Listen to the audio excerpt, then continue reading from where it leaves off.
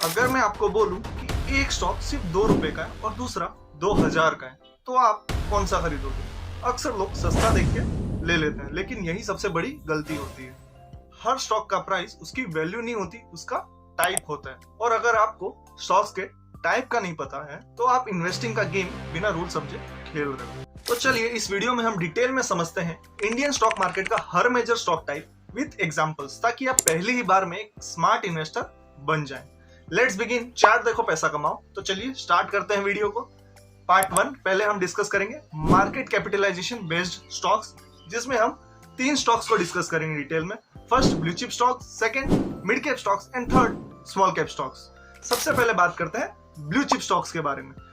Blue chip stocks उन बड़ी और वेल एस्टेब्लिश्ड कंपनी के होते हैं जो अपनी स्ट्रॉन्ग फाइनेंशियल और कंसिस्टेंट अर्निंग्स और ब्रांड वैल्यू के लिए जानी जाती है।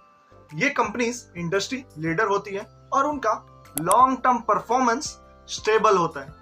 इनमें वॉलेटिलिटी कंपैरेटिवली लो होती है, इसलिए यह लॉन्ग टर्म इन्वेस्टर्स के लिए एक सेफ और रिलायबल ऑप्शन भी होता है। ब्लू चिप स्टॉक्स डिविडेंड भी रेगुलरली देते हैं, जिससे आपको पैसिव इनकम मिलती है।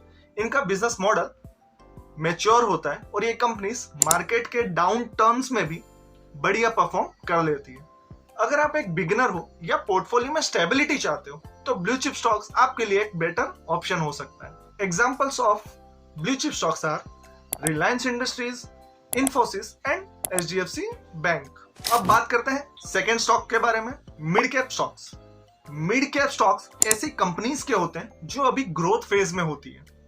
ये ना बहुत ज्यादा बड़ी होती है ना बहुत ज्यादा छोटी होती है। इनका साइज मॉडरेट होता है और परफॉर्मेंस में बैलेंस होता है। ये कंपनीज रैपिडली एक्सपांड कर रही होती है, मींस नए प्रोडक्ट लाइंस ला रही होती है या नए ज्योग्राफीज एरिया में जा रही होती है। इनमें ग्रोथ पोटेंशियल बहुत ज्यादा हाई होता है और ब्लू चिप बनने की संभावना भी होती है, लेकिन साथ ही इनमें रिस्क भी ज्यादा होता है क्योंकि बिजनेस अभी स्टेबलाइज हो रहा होता है। Mid cap stocks long term portfolio में कैपिटल एप्रिसिएशन के लिए इंक्लूड किए जाते हैं। Examples of mid cap stocks are Indian Hotels and Voltas. अब बात करते हैं थर्ड स्टॉक के बारे में, small cap stocks. Small cap stocks उन छोटी कंपनीज के होते हैं जो अभी अपनी अर्ली ग्रोथ स्टेज में होती है। इनमें हाई ग्रोथ का पोटेंशियल होता है लेकिन हाई रिस्क भी होता है। इनका मार्केट कैप कम होता है और लिक्विडिटी भी लिमिटेड होती है। लिक्विडिटी लिमिटेड होने का मतलब आप जल्दी से उस चीज को कैश में कन्वर्ट नहीं कर पाओगे या बाय सेल नहीं कर पाओगे। इन स्टॉक में प्राइस मूवमेंट भी काफी तेजी से होता है। कभी कभी मल्टी बेगर रिटर्न भी मिलता है और कभी कभी टोटल लॉस भी होता है। इनमें इन्वेस्ट करने से पहले इनका बिजनेस का एनालिसिस, मैनेजमेंट की क्वालिटी और मार्केट पोटेंशियल समझना बहुत ज्यादा जरूरी होता है। ये स्टॉक्स एग्रेसिव इन्वेस्टर्स के लिए सुटेबल होते हैं जिनके पास लॉन्ग टर्म विजन और हाई रिस्क टॉलरेंस हो। Examples of small cap stocks are Deepak Fertilisers. अब आते हैं पार्ट 2 प्राइस और वैल्यू बेस्ड स्टॉक्स पर, जिसमें हम डिस्कस करेंगे penny stocks, growth stocks, value stocks and dividend and income stocks. अब डिस्कस करते हैं fourth stock, penny stocks. Penny stocks वो शेयर होते हैं जो स्टॉक एक्सचेंजेस पर बहुत ही लो प्राइस पर ट्रेड कर रहे होते हैं, यूजुअली 10 या उससे कम में। ये मोस्टली ऐसी कंपनीज हैं जो लॉस मेकिंग या जिनकी फाइनेंशियल ट्रांसपेरेंट नहीं होती इतनी ज्यादा। अक्सर लोग इन्हें लो प्राइसेस की वजह से अट्रैक्टिव समझते हैं, लेकिन रियलिटी में इनका रिस्क लेवल काफी ज्यादा होता है। लिक्विडिटी कम होने की वजह से इनका बाय और सेल करना भी चैलेंजिंग हो जाता है इन्वेस्टर्स के लिए। पेनी स्टॉक्स कभी कभी शॉर्ट टर्म में बहुत ज्यादा हाई रिटर्न भी दे सकते हैं, लेकिन मोस्टली स्पेकुलेटिव नेचर के होते हैं।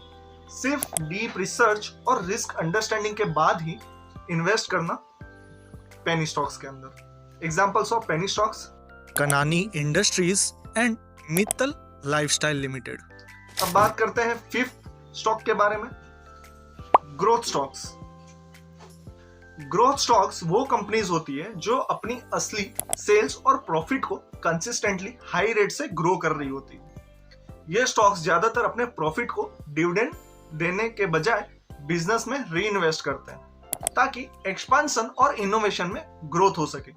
ग्रोथ इन्वेस्टर्स इन स्टॉक को लॉन्ग टर्म के लिए होल्ड करते हैं ताकि कंपाउंडिंग के जरिए वेल्थ इनकी अच्छे से बिल्ड हो पाए, लेकिन इनमें डिविडेंड इनकम नहीं मिलती।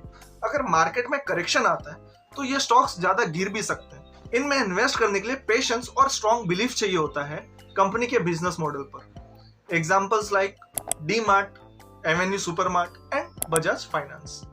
अब आते हैं सिक्स्थ टाइप पर, वैल्यू स्टॉक्स। वैल्यू स्टॉक्स ऐसे शेयर होते हैं जिनकी प्राइस उनकी इंट्रिंसिक वैल्यू के कंपैरिजन में लो होती है। मार्केट किसी वजह से इन कंपनीज को इग्नोर करता है, लेकिन उनकी एक्चुअल फाइनेंशियल हेल्थ काफी स्ट्रांग होती है।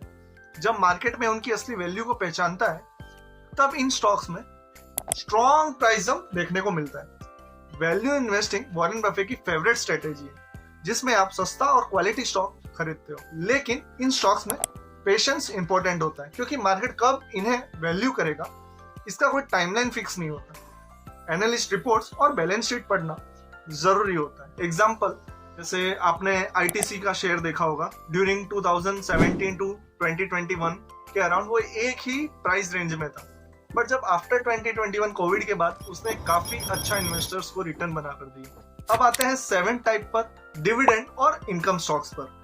डिविडेंड स्टॉक्स वो कंपनीज होती है जो अपने अर्निंग्स का एक बड़ा हिस्सा शेयर होल्डर को डिविडेंड के फॉर्म में डिस्ट्रीब्यूट करती है। इनका बिजनेस स्टेबल होता है और कैश फ्लो कंसिस्टेंट होता है। डिविडेंड स्टॉक्स उन इन्वेस्टर्स के लिए आइडियल होते हैं जो रेगुलर इनकम चाहते हैं, जैसे रिटायरीज या conservative investors. Dividend yield check करना भी जरूरी होता है, कितना परसेंटेज रिटर्न आपको मिल रहा है डिविडेंड के फॉर्म में। लॉन्ग टर्म में डिविडेंड स्टॉक्स पोर्टफोलियो को स्टेबल और इन्फ्लेशन प्रूफ बनाते हैं। लेकिन हाई डिविडेंड का मतलब हमेशा अच्छा नहीं होता, कंपनी की ग्रोथ भी देखना जरूरी है। Examples, power grid, Hindustan zinc and ITC limited. अब आते हैं पार्ट 3 पर, बिहेवियर और सेक्टर बेस्ड स्टॉक्स, जिसमें हम बात करेंगे cyclical stocks, defensive stocks, speculative stocks and IPO stocks. सबसे पहले बात करते हैं 8th टाइप की, साइक्लिकल स्टॉक्स।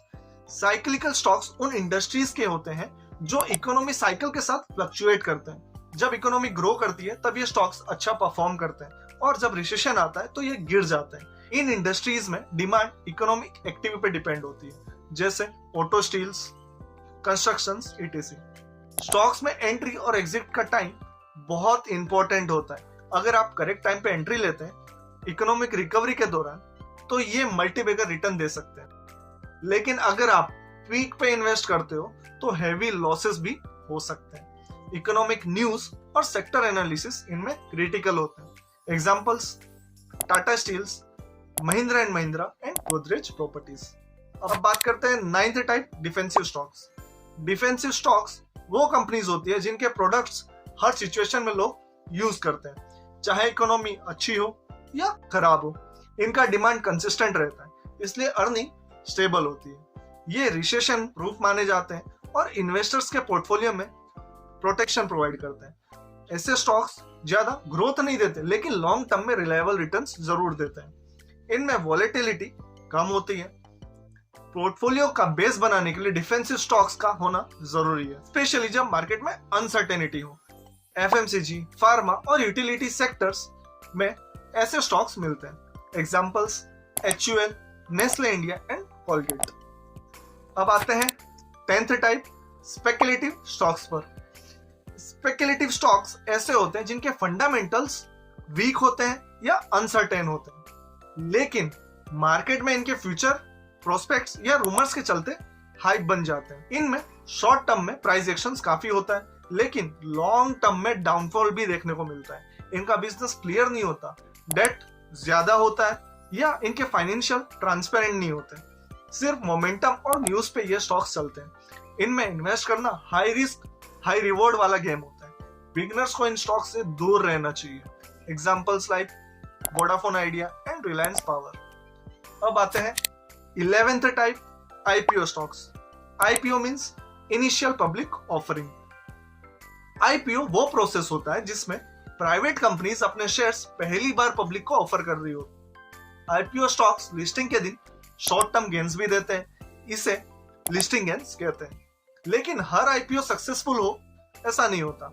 कंपनी का business model, valuation and timing सब कुछ डीपली एनालाइज करना जरूरी होता है। कई आईपीओ ओवर हाइप्ड होते हैं, लेकिन लिस्टिंग के बाद तुरंत गिर जाते हैं। लॉन्ग टर्म व्यू से देखना हो तो आईपीओ के फाइनेंशियल्स, DRHP डॉक्यूमेंट्स और प्रोमोटर्स की हिस्ट्री देखना चाहिए। आईपीओ इन्वेस्टिंग में नॉलेज और पेशेंस दोनों चाहिए। Examples LIC and Nykaa. तो दोस्तों, आपको मिल गया एक full guide Indian stock market के सबसे इंपॉर्टेंट स्टॉक्स टाइप का। जब भी कोई स्टॉक देखो, सिर्फ प्राइस नहीं, उसका टाइप, रिस्क और आपके फाइनेंशियल गोल से वो स्टॉक मैच हो रहा है या नहीं हो रहा, वो भी देखना जरूरी है। अगर वीडियो पसंद आई हो तो लाइक करो, कमेंट करो और सब्सक्राइब करो। चार्ट देखो, पैसा कमाओ। मिलते हैं अगले वीडियो में, जहां हम बात करेंगे fundamental analysis for beginner, step by step guide के साथ।